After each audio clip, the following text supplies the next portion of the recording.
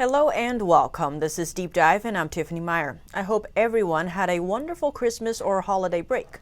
Speaking of Christmas, let's talk about the bombing in Nashville. Early Christmas morning, a motorhome park in front of the AT&T building in downtown Nashville had a recorded announcement that warned that a bomb was about to detonate, starting a 15-minute countdown. It destroyed the motorhome and damaged more than 40 business buildings, including blowing the doors in at this hostel. The explosion injured 3 people. Officials say they got hundreds of tips and leads. Officials say the person of interest died at the scene and his DNA was found at the site of the explosion. Officials say 63-year-old Anthony Quinn Warner died in the Christmas Day explosion. That's based on forensic and DNA evidence. Officials say they got hundreds of tips and leads but believe Warner acted alone. Public records show Warner had experience with electronics and alarms and worked as a computer consultant. Officials say he wasn't known to law enforcement before the blast. Over the weekend, investigators searched his home in the Nashville suburbs. They haven't found a motive yet. The FBI is asking people to come forward if they knew Warner or have any tips on what might have motivated him. Now, it seems we don't have a lot of answers, but we do have a lot of questions. While the FBI has said they've caught the person of interest, some are questioning how they managed to solve it so quickly. Others point to it being convenient the suspect is dead, while others draw comparisons to the case of Richard Jewell, the security guard who saved the day at the 1996 Olympics. But his heroic actions later cost him his good name when the FBI and the media pegged him as the one who planted the bomb. The tale of the hero turned suspect. Now back to Nashville, why are there questions? The FBI has said the suspect perished at the scene. Federal agents said they're following up on over 500 leads as well as working to identify what could be human remains in the wreckage. The mayor says the bombing may have targeted the AT&T building.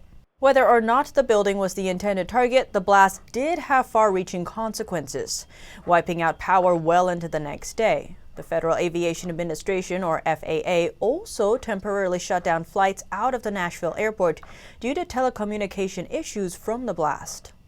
The FAA also labeled the skies a national defense airspace, meaning pilots can't fly over that 1-mile expanse without special authorization.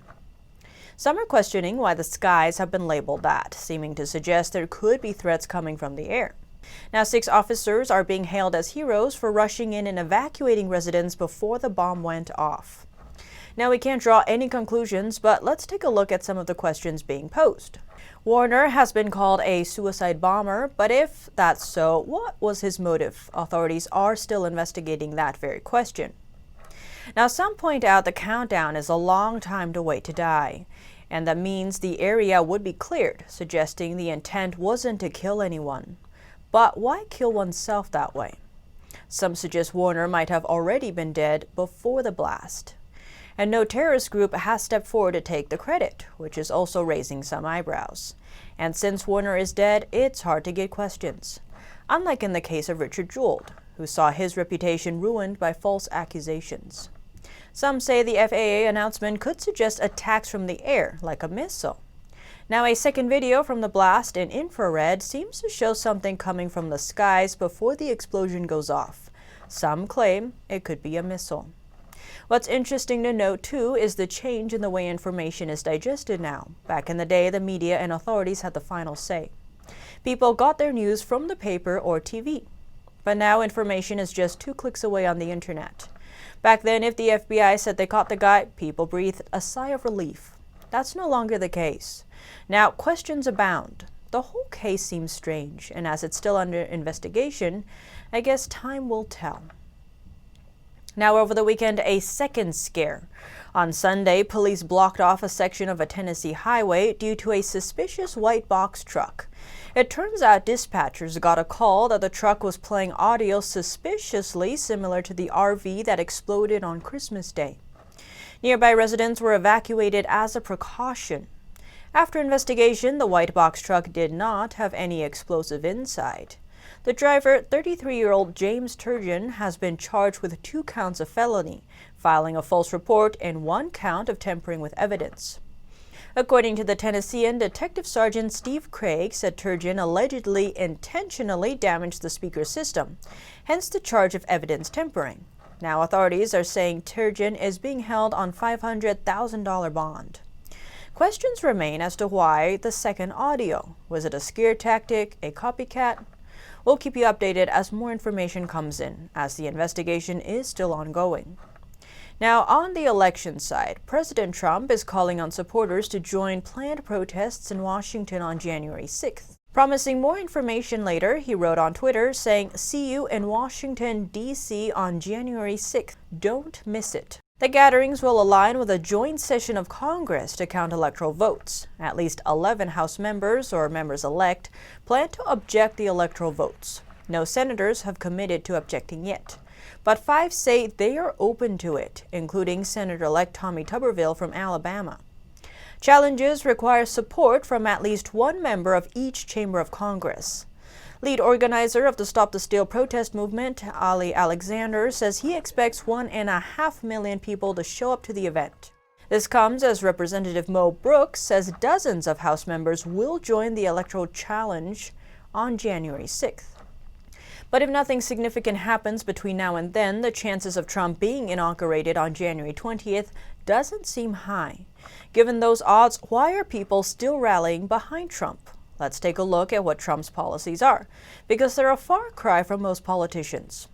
For example, Trump encourages the American spirit of individual freedom, while his opponent promotes the expansion of government. Trump encourages and upholds traditional ideas and values, while his opponent doesn't.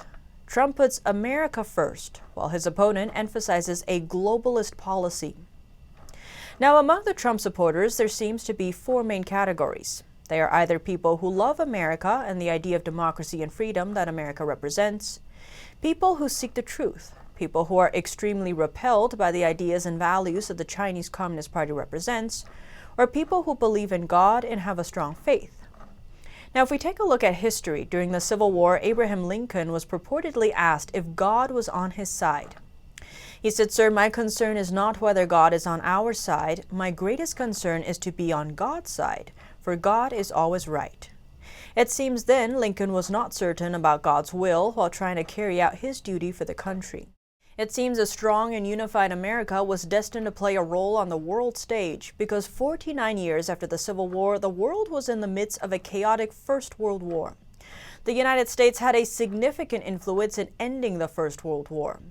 More significantly, in the Second World War, a strong United States fighting in both the European and Pacific fronts turned around the world situation. After World War II, the entire international order was dominated by the United States.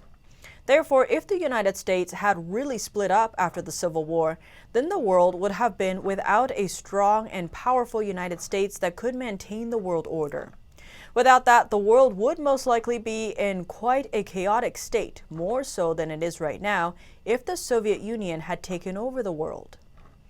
There's been mention of anomalies around the election, and now let's look at a story from ancient China that gives some insight into how situations like that have played out in the past. Let's go back in time to a story set in ancient China. In 210 BC, the first emperor of Qing was on his last tour of China when he suddenly died in Xiaqiu. Before his death, he made an imperial edict asking his eldest son, Fu Shu, to officiate at the funeral, which meant that his eldest son should return to the capital to inherit the throne. At that time, Fu Shu was with General Meng Tian in the northern border. The official who administered the imperial edict was Zhao Gao, whose student was another prince named Hu Hai, who was with the emperor on the tour. Zhao had a selfish idea and prepared a plot in which he wanted Hu Hai to seize the throne. At the beginning, Hu Hai did not agree because he thought that the emperor's will was to let Fu Shu inherit the throne. But finally, he could not resist the repeated temptations of Zhao and agreed. Then Zhao began to press the then Prime Minister Li Si, saying that if Fu Shu became emperor, he would make Meng Tian his prime minister instead of him. Under the temptation of power, Li Si agreed to the plot. In this way, Hu Hai, Zhao Gao, and Li Si conspired together and kept the death of the emperor a secret and transported his corpse back to the capital. After returning to the capital, Jin Yang, Hu Hai was installed as the second emperor of Qing. At the same time, a fake imperial edict was issued to let Fu Shu kill himself. General Meng Tian was killed later as well. The throne was usurped. Hu Hai, the second emperor of Qing, felt threatened by his royal brothers and sisters, so he killed his 23 brothers and more than 10 sisters. But what happened to these people who participated in the conspiracy?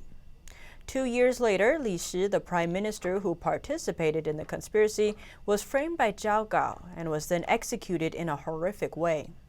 His whole family was executed as well. At the time of his death, he said to his son, "The days when we went out of the east gate and hunted together with our yellow dogs are gone." They hugged each other and cried miserably. Hu Hai, who usurped the throne, was also killed by Zhao Gao's cronies 3 years later, when he was 24 years old. In the same year, Zhao Gao himself was killed by Ji Ying, who inherited the throne. The schemers all ended up dead in a few years. It seems in history good and bad play out, but sometimes it takes a time. So what does that mean for the future if the United States gets torn apart? Since the news seems focused on what divides the country, I want to ask all of you, what do you think unites us now? Let me know below. Don't forget to like and subscribe. Thanks for tuning in to Deep Dive. I'm Tiffany Meier, and see you soon.